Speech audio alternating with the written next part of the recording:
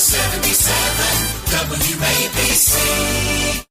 And Curtis Sliwa is your upcoming host. I'm going to let him get going here on Judge Mershon, the Manhattan District Attorney's Office, and maybe even some local sports. Ah, very good. The Curtis Sliwa Super Sports Spectacular. About time. Excellent, James Flippin. By the way, are you doing Left versus Right with Anthony Weiner? I am. You backstabbing traditor. Corporate climber. So that's why you decided to stroke me by saying, oh, he'll do some local sports, right? Throw me a bone. Well, you know, the host that comes up after you on 77 WABC, his father was one of the big fans of the Curtis Sliwa Super Sports Spectacular. That's right, Ray Kelly, longest-serving police commissioner in the history of the NYPD. By the way, Jessica Tisch, you're no Ray Kelly. Let me just say, he would tell his police driver, make sure you put on the Curtis Sliwa Super Sports Spectacular. That is the best sports talk show ever. Go ahead, ask Ray Kelly. By the way, since you brought up sports, let's talk about a man who wants to come back and help Woody Johnson fix the Jets and get number 8, Aaron Rodgers, off of LSD. You know who it is? It's Rex. I am so confident, Ryan. There's way too much talent on this team to play the way we've been playing. Period. And how hard can you get a guy to play? That's the thing. Like, nobody's seen a team going to play the way as hard as this team's going to play in the future. Trust me, if I'm the guy. Trust me. And that's going to be it. That's what's going to separate me from all these other guys you're going to bring in. You know, your Grudens, your whoever, whatever. Give me a break. They ain't New York Jets. I'm all about the Jets. And the great thing is, all right, yeah, second chance. You get a second chance at it and things like that doesn't happen very often. Yeah, well, when it does, it's usually special. And so we'll find out if I get that chance or not. If not, then, you know, hope they have one hell of a guy in place because I still want to be a fan of the Jets. I still want to be. But, you know, when I look around, I know nobody's better than me. And even though he sucks toes and acknowledges it, he's a bit of a freaky deaky. Remember, when Mark Sanchez, a nobody quarterback, what did he have, that hair bun? I forgot what it was before it was fashionable. Man bun? Man bun, right? Man bun. Twice. He brought him right to the cusp of getting into the Super Bowl. Why wouldn't you bring back Rex Ryan, toe-sucking and all? I mean, I don't know. I guess I could see it happening. Usually you don't get a retread like that with an NFL head coaching hire. It's retread, huh? Retread, huh? You object to that term? Second chance. Let's see. President Donald Trump got a second chance, and you're all euphoric saying, this is going to be better than the first time. It doesn't necessarily happen that often in politics either. Okay, so let's slam the door on the Curtis Sliwa Super Sports Spectacular because didn't say that. It's time to go back to Judge Mershon, who's pimping off of Alvin Bragg, who lives to see President Donald Trump go to jail. This time he wants him to be sent to Rikers Island when he finishes his 4-year term. Right. That's his request of Judge Mershon. Let's put it off, and then as soon as he is out of office, January 20th, if he leaves office, a lot of people are wondering if he's going to leave office, but when he leaves office, Who's wondering? What do you mean if he's going to leave office? Well, he's sort of suggested that maybe you have a third term or fourth or maybe more. Total Looney Tune people. All right, but he does suggest it himself, whether he's joking around or whatever. Point being is, when he's out of office, Alvin Bragg, friend of the criminal, enemy of victims of crime and those who stand their ground, wants President Donald Trump sent to Rikers Island. Mm-hmm. And Mershon is like vacillating on this. Vacillating. Hey, he's the president of the United States. It's over. Slam this this chapter on this case, and yet he just perpetuates it, right? And yet it's Alvin Bragg who's really, he's the guy who could have just dropped it, said, hey, okay, he's president. I took my shot. I lost. Is anybody running against Alvin Bragg yet for re-election? Not yet. Wait a second. Not one moderate Democrat? Not one independent, not one Republican, not one conservative. We are 3 months away from petitions being gathered with signatures to qualify you to run. And we heard yesterday on the Sid Rosenberg show, Tom Caniff, great attorney, right, representing Daniel Penny. In fact, he'll be making final arguments after Tom Turkey Day before the jury, and then they'll come back with their verdict on U.S. Marine Daniel Penny. And he told his story yesterday because he ran the first time against Alvin Bragg. I ran with him. I was running for mayor. He was running for DA. He's right out of central casting. He's the perfect DA. In fact, if you did a new Law and Order, who would be the DA? Tom Caniff. And so Sid said, well, how come they didn't help you? Because naturally, the state GOP gives you ugats, bupkis. Listen to this story, James Flippin, and now you'll understand why we're in the mess that we're in New York City and New York State. At one point, I guess I had made enough noise that I got a meeting with Nick Langworthy, who was the chairman of the state GOP at the time. And I'm like, oh, great. They're taking me seriously now. I'm making some noise. So we had a meeting. I think it was up at the Women's National Republican Club in Midtown. It's a great place. And I'm all psyched up. I go in there, and he's got his lieutenant with him. We're sitting down. I'm making my pitch and this, that. And he's like, well, look, this is great. We're going to get behind you. We're going to, and obviously you're looking for money in that situation. Right. And ultimately he says, we're going to give you $1,000. The kicker said, I never got the check. They didn't even give him $1,000. Wait. Okay. So I thought maybe the tape cut out or something. 1,000, not 100,000, not 10,000. $1,000, and they didn't even give him $1,000. Right. For the Manhattan District Attorney's race. Which you do nothing with. What is that going to buy? That was an insult. Maybe some flyers to put up around town? So here it is, Tom Caniff, who would have been perfect to run again right now. He's high profile. The whole world knows who Tom Caniff is, representing hero United States Marine Daniel Penny, and doing an outstanding job in doing so. Every time he's been interviewed, I mean, he sounds like a DA. Law and Order, right? And so Sid said to him, were you thinking of running again? He said, are you kidding? I mean, well, look at what the Republicans did to me. They left me out there on a gangplank. Yeah. When I won the Republican primary for mayor, I didn't even get a call from the state GOP. I didn't even get a nickel, dime, a penny. They run to lose. So now we're 3 months out, right? You saw what happened in L.A. They knocked out that district attorney there, the Alvin Bragg acolyte, the Soros funded DA, right? A Republican beat him. They knocked out the Soros-funded DA in Oakland. They knocked out the Soros-funded DA in San Francisco. You mean to tell me California has moved ahead of New York in realizing you can't have a DA who supports criminals and is opposed to victims and then wants to incarcerate those who stand their ground? And you can't even get a swift backhand from the state GOP. No. By the way, there is one candidate, and that's my wife, Nancy, who ran against Tish James for Attorney General years ago, did very well.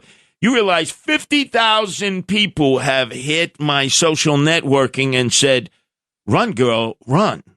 Run, Nancy, run. Because they're saying they can't believe that the Republicans, conservatives, independents, or moderate Democrats have not put up a candidate against Alvin Bragg.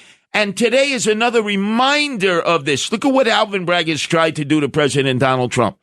Oh, let's wait 4 years. The moment he steps out of the White House, let's remand him to Rikers Island. I mean, look, these are your people. I mean, you've lived in Manhattan for a long time. This is your kind of person. But this is politics, right? This is the thing that we have chosen in politics. Now, Dana White, tough guy, right? Oh, we're back to the sports spectacular? To a degree. Okay. It's sports and politics. But Dana White, tough guy, originally from Connecticut, Irish guy, right? The UFC founder, president. Yeah. Right, you look at him, he exudes testosterone, right? All Irish all the time. Now, he has been of tremendous assistance to the election of Donald Trump, right? Would you say? Tremendous assistance. I mean, I don't know about tremendous assistance. I don't know how much those celebrity endorsements really make a difference. Well, introducing him at the RNC, being there on the final night. He was a surrogate. He was a surrogate for the campaign. You saw just the other night in Madison Square Garden, the crowd, the adulation for the president-elect Donald Trump, right? He's been there side by side, but he's also been in Mar-a-Lago, and he has seen the palace intrigue, the guarding of one another's turf, the infighting for access and influence. Elon Musk and everyone else. It's like, remember that movie that James Caan was in? The guy who sued me, Sonny Corleone, Rollerball. You ever see Rollerball? I've never seen it, but where basically they're doing roller derby to kill. Okay, I'm familiar. Okay, wow. All right, so I know roller derby. Is there anything more bloody and more vicious than UFC mixed martial arts? When you're down, we'll stomp you, hit you, you're bleeding out on everyone. Anything more vicious in sports? No, I mean, it's a rough one. Dana White has said, oofa to politics. I'm going back to the UFC. I love President Donald Trump, but politics, it's gross and it's disgusting. You told my colleague Adam Stern you have no political aspirations. You will not be part of a Trump administration. Is that true? That is a fact.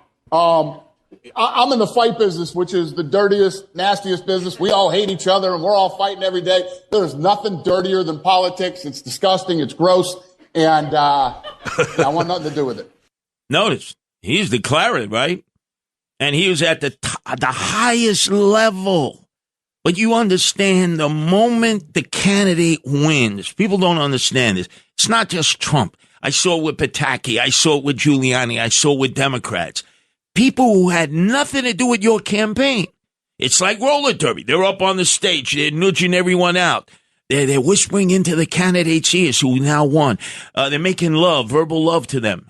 And they basically stab everybody in the back. So you're suggesting that Dana White didn't actually choose to leave politics of his own volition, but that he was forced out? I wouldn't say he wasn't going to run for office, but I'm sure he wanted to be part of the inner circle at Mar-a-Lago that apparently... And so in essence, what he just said, which is that he doesn't want anything to do with it, you're going to disregard that outright. No, I'm just going to say Elon Musk won. Can I hear that one more time? One more time. I want you to hear. It was a fight between Elon Musk and come on. And now you have me saying Elon. Elon Musk. You've heard all the reports. He has muscled everybody out. They are pissed off in Mar-a-Lago, and nobody more pissed off, although he won't say it, Dana White. You told my colleague Adam Stern you have no political aspirations. You will not be part of a Trump administration. Is that true? That is a fact. I'm in the fight business, which is the dirtiest, nastiest business. We all hate each other and we're all fighting every day. There's nothing dirtier than politics. It's disgusting. It's gross. And I want nothing to do with it. There's nothing dirtier than politics. It's disgusting. It's gross. And I've been telling you this all along. He wants nothing to do with it. He wants nothing to do with it. He admires President Donald Trump. He'll be there for the president if he needs him. Yeah. But he doesn't. He's basically saying, I don't want to deal with all these other characters. Okay. I don't want to deal with Musk. I don't necessarily think that's what he's talking about. Come on, read the tea leaves. He doesn't want to have to do with politics. No. Elon Musk is not a politician. Oh my God, he's glommed all over Trump. You can't even get near Trump without going through Musk first. Let's see what's happened in the couple of weeks since President-elect Trump won the election. Did I ask you to go through a timeline? Why don't you do me a favor? Are you doing left versus right on Saturday 4 to 5 for the second time against Anthony Weiner? Yeah. Well, then you're a backstabber. You talk about something that's gross and disgusting. You corporate climber. That was my spot. You took it away. You didn't even inform me. So get the hell out of here. Talk about somebody who's gross, disgusting, and a corporate climber. Maybe Dana White didn't want to be smeared on the rip and read. Oh, get the hell out of here. Listen to your favorite shows live and on demand. Enable the 77 WABC Alexa skill today. Tell Alexa, play 77 WABC.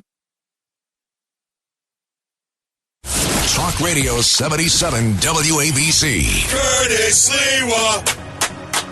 Curtis Sliwa. Rip and read. Check this out. This is the Rip and Read featuring Curtis Sliwa. Talking about now to the Bernard McGurk studios of 77 WABC and Curtis Sliwa. This is the Rip and Read.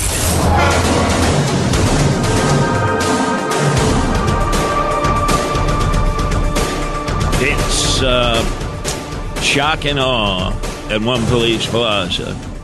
They are in a total free fall. Keyshawn Sliwa was the first police commissioner appointed by Eric Adams, swagger man with no plan. She had been head of the detectives for the Nassau County Police Department.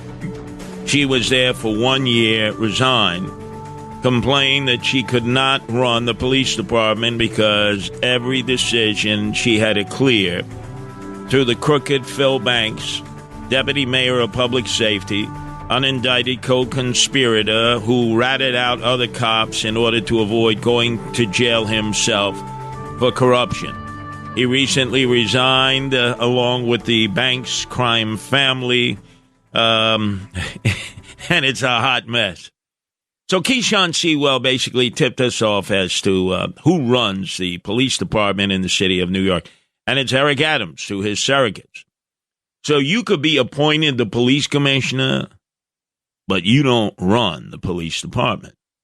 No. It's Eric Adams, swagger man with no plan, and that's why it's such a hot mess.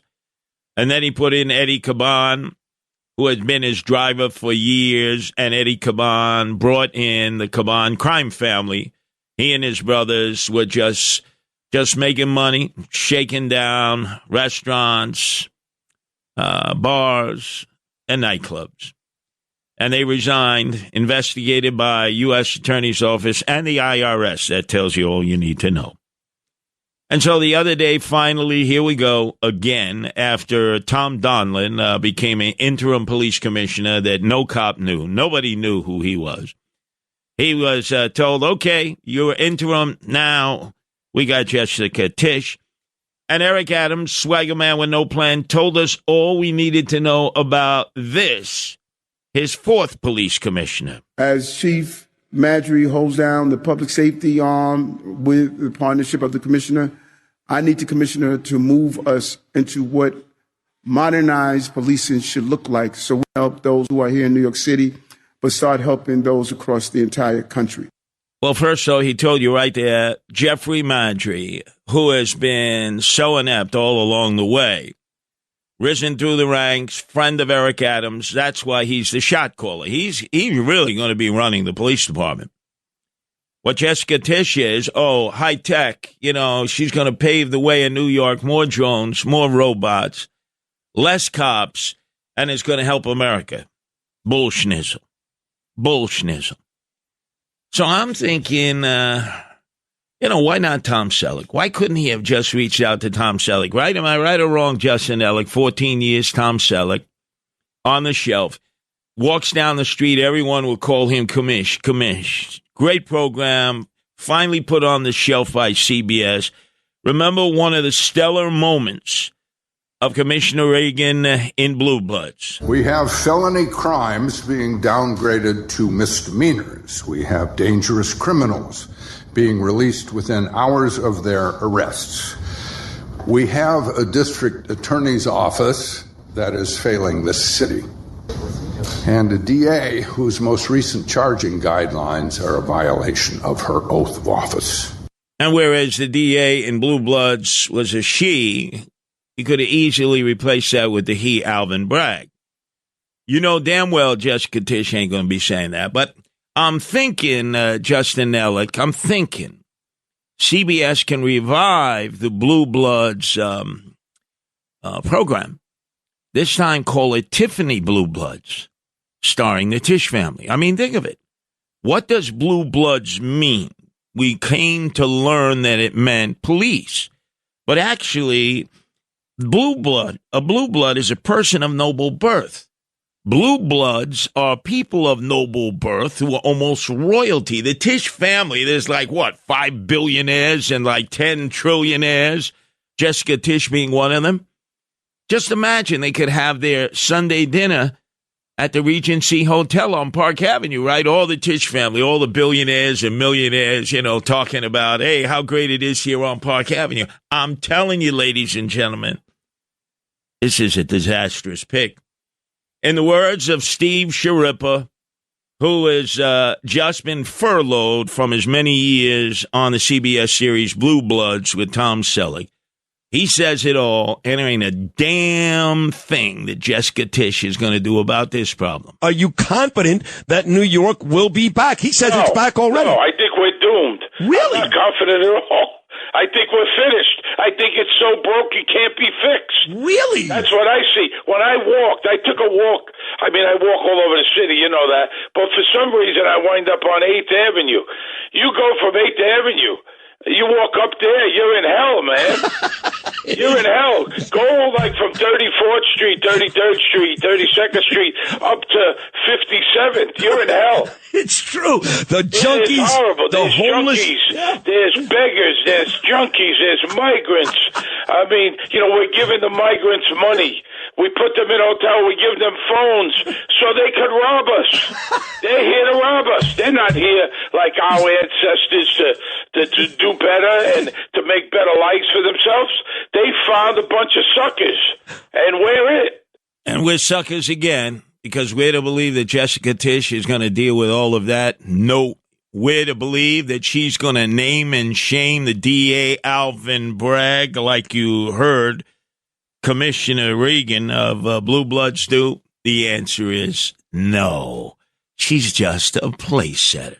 Check this out. It's the Rip and Read featuring Curtis Sliwa. Talk Radio 77 WABC. Talk Radio 77 WABC. Now to the Bernard McGurk studios of 77 WABC and Curtis Sliwa. Curtis doesn't know about you, but he rips and reads. This is the Rip and Read.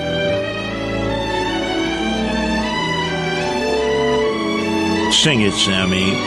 This is the theme song for Eric Adams' Swag Man with no plan.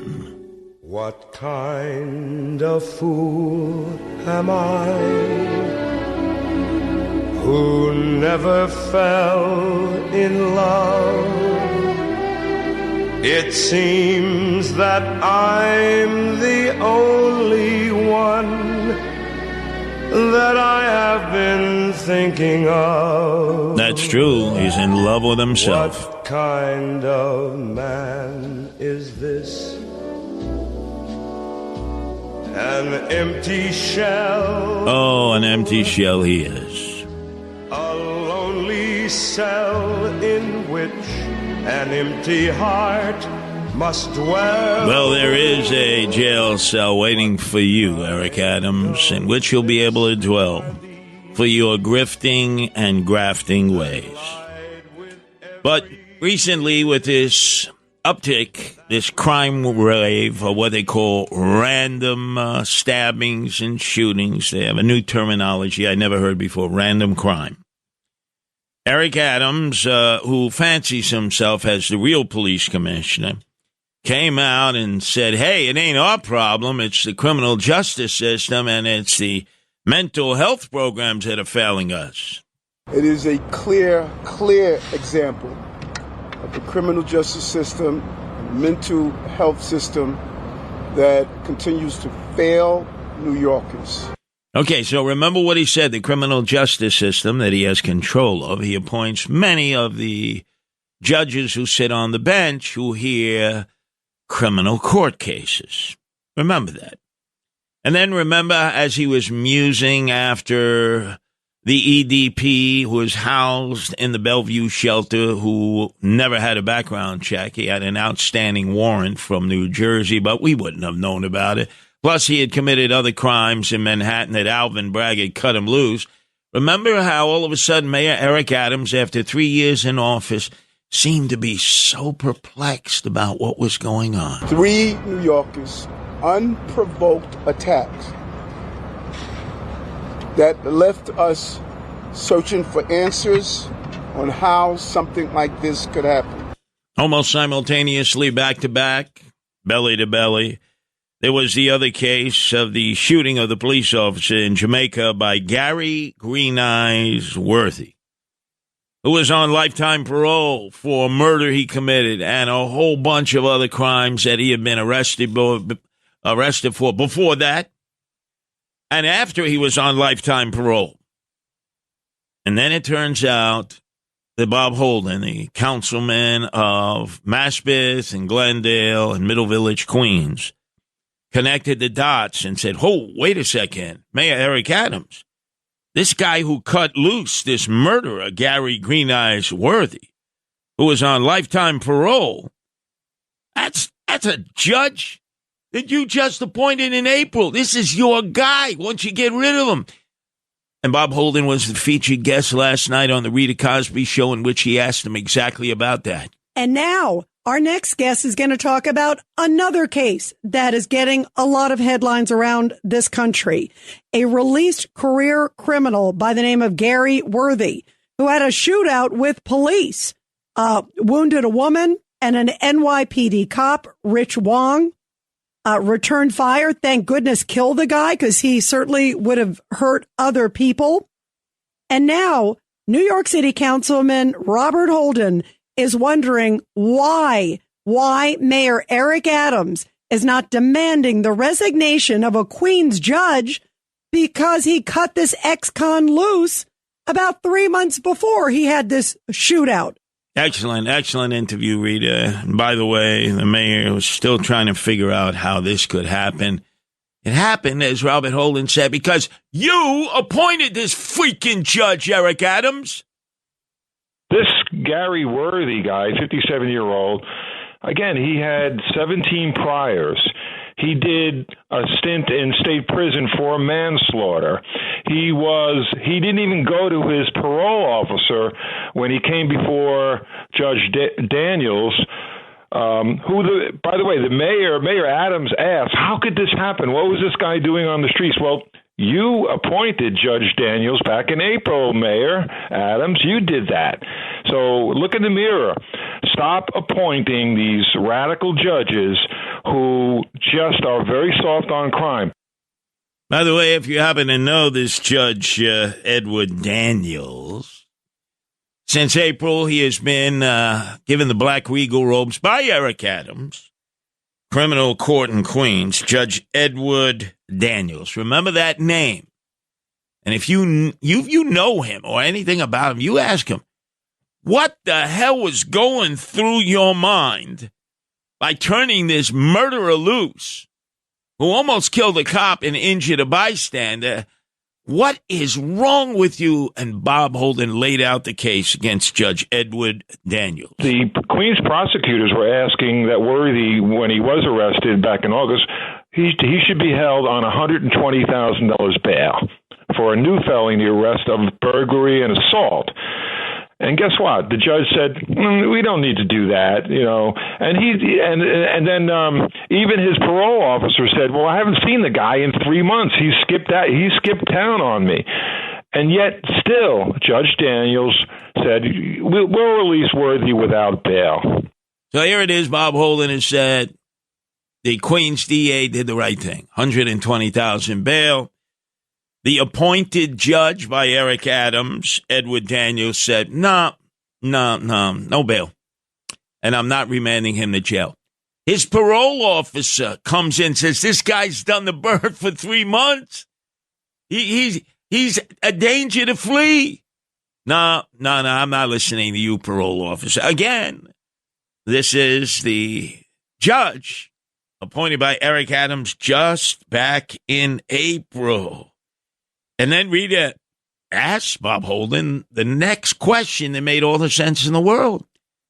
Why hasn't Eric Adams named and shamed this judge? Why hasn't he asked for his resignation? In fact, you may not know this, Justin Ellick. He was conducting a town hall meeting yesterday in Jamaica. Obviously, you would have thought people there would have brought up this question, but they were told, don't ask the question. Mayor's not fielding questions about, come on, he's got other things to talk about. He's not going to be fielding questions about this murderer, Gary Green Eyes Worthy, who was on lifetime parole and almost killed a cop. Come on, don't be asking that question. So Rita asks Bob Holden, has the mayor asked for his resignation? Has Mayor Eric Adams said anything since you have come out and said that this judge should resign? Mm-hmm. And the answer is no. And Bob Holden went on to describe this judge, again, if you happen to know, this criminal court judge appointed since April to the Black Regal robes of Queens Criminal Court, Judge Edward Daniels, best friend of Eric Adams. Yeah, Eric Adams says, I'm the law and order mayor, but he appoints judges who loved to hug criminals. Oh, we hug criminals. We don't lock them up. We hug them. And then we turn them loose.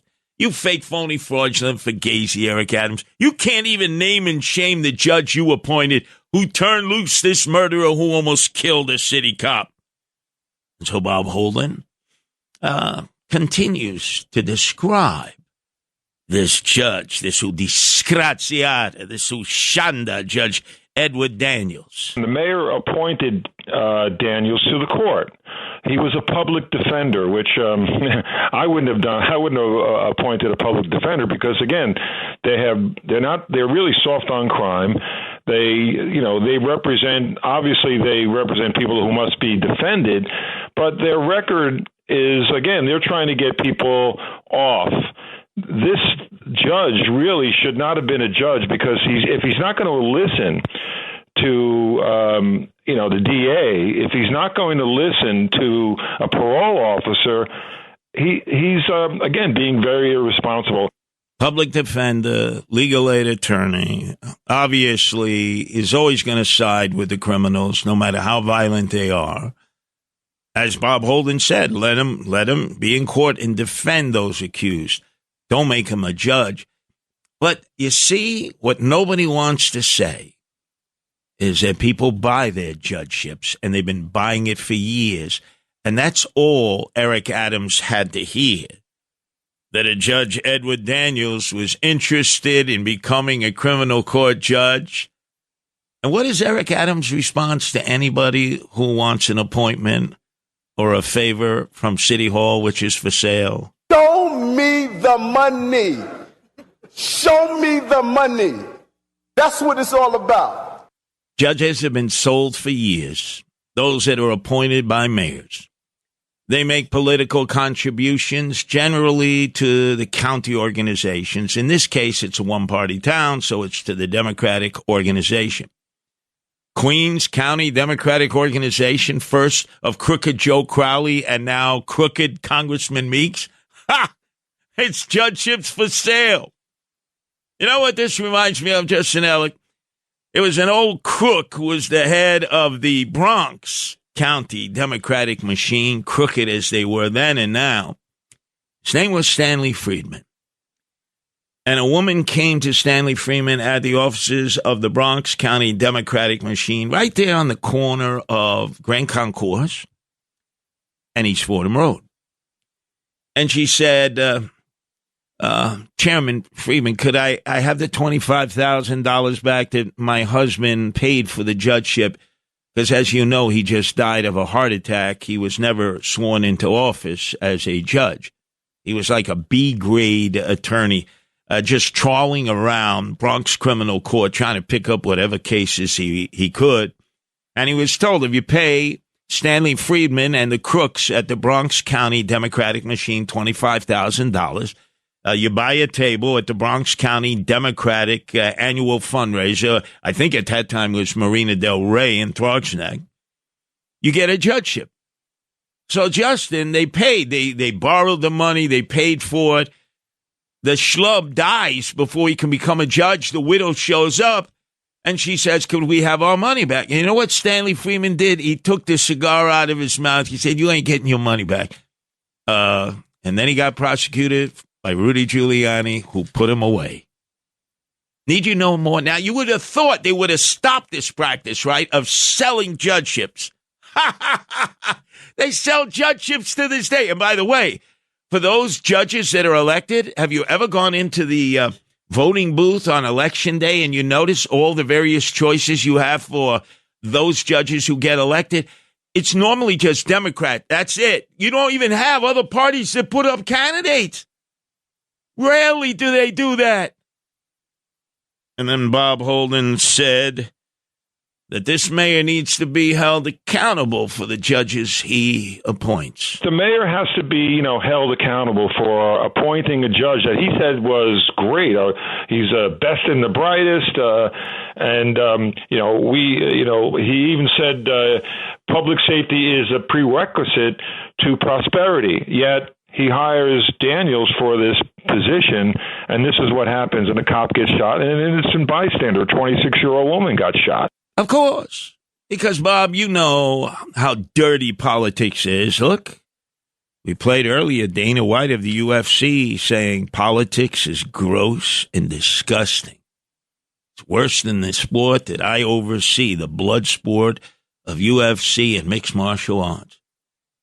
Because everybody knows in New York City, the quickest way to become a judge in black regal robes is to follow the tagline of Eric Adams, swagger man with no plan, the king of grifting and grafting his way into a jail cell in Otisville.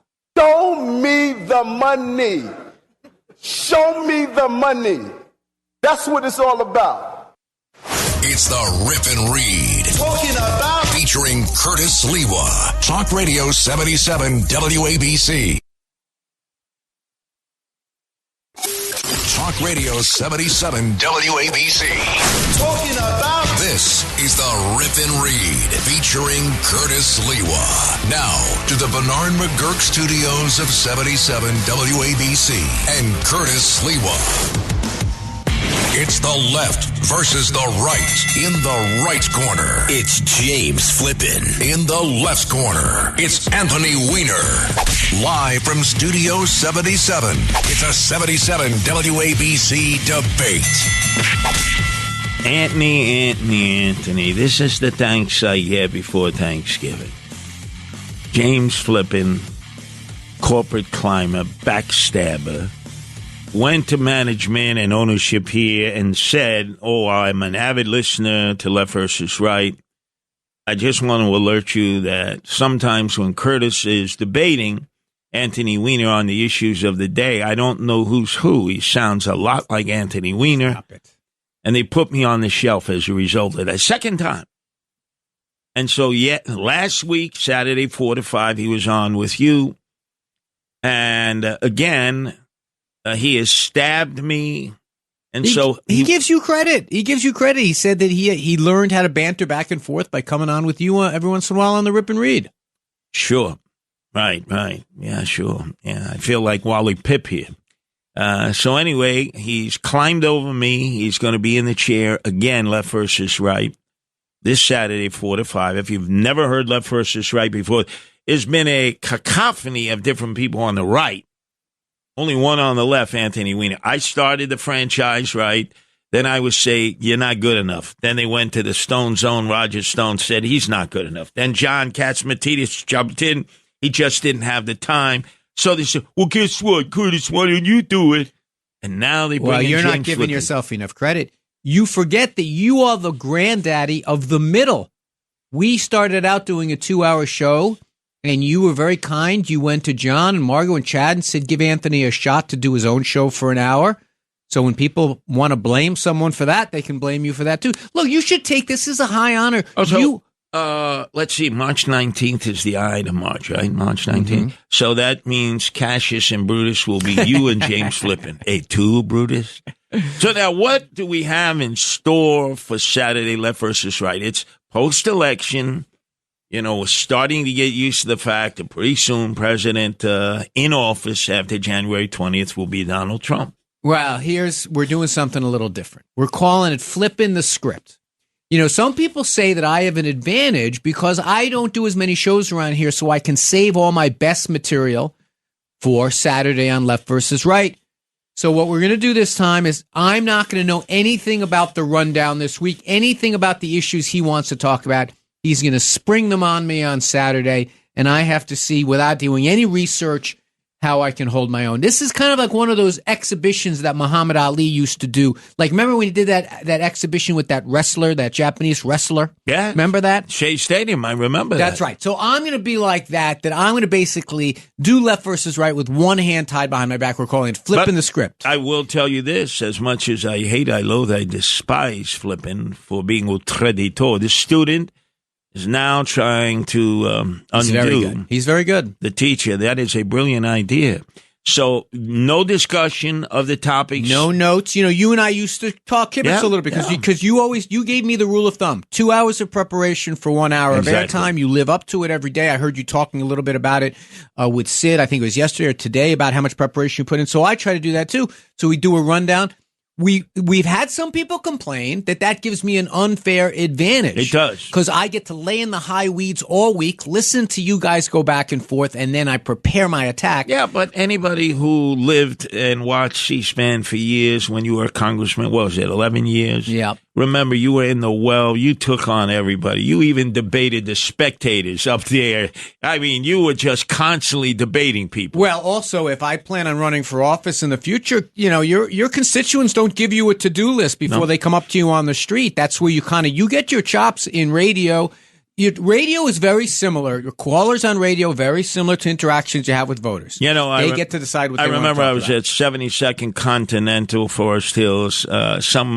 Some guy was online at a bagel bending place, and he said, "Yeah, remember when Wiener was here, Curtis?" I said, "Yeah, he was a congressman." Say, yeah, I debated him while he was online, while we were waiting for a schmear on the bagel, and he treated me as an equal. Well, I always listen. That's to me, that's the highest form of patriotism is when you come up with an idea for your community, you take it to an elected official, you talk about it, you debate it. That's why. There is a problem. There is a problem, man, and there's a bit of prejudice here, which I feel will mean that he will not wear lead-lined gloves as I would. Because he's a Met fan and you're a Met fan. That's the only thing we have in common, though. I understand, but, you know, Met fans, it's like there's a certain feeling amongst Met fans that they can't undo one another because they're hopelessly losing all the time. That's right. We're so used to living on Loser Island. That's our identity. That's what. But, hey, I want to tell you, after this season, there's an energy around Met fans. We both think Juan Soto's going to wind up playing out at Citi Field. So, yes, we do agree on that, and we also agree on something else. I mean, we both like this format. He's very good at it. You've trained him very well. And Left versus Right, you created the franchise, and we're just trying to live up to your big example. So let me get this straight. You're not going to bore down on him on Matt Gaetz putting himself on the shelf and not being man enough to go in front of the Senate? All I have said to him is if he doesn't want to talk about this craziness around transgender bathrooms, I'm with Amig. This is it's a distraction. One member of Congress, it is like, what's wrong with the Republican Party today? This is what they think. All right, well, you may have to force the issue on not just Matt Gaetz surrendering, no mas, but also that screwball, that nut job, RFK Jr. Oh, yeah.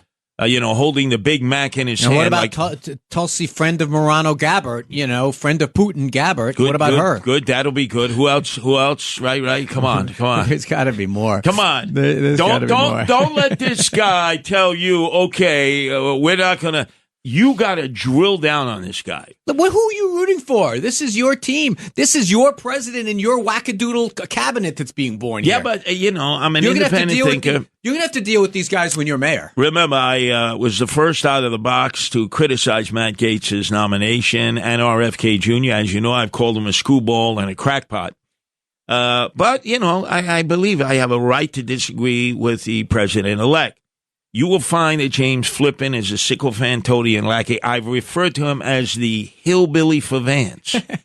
His sport, he goes hillbilly hand fishing in the Passaic River. Use that against him. All right, I got it. Remember, this Saturday, 4 to 5, Left versus Right, James flipping the script with Anthony Weiner.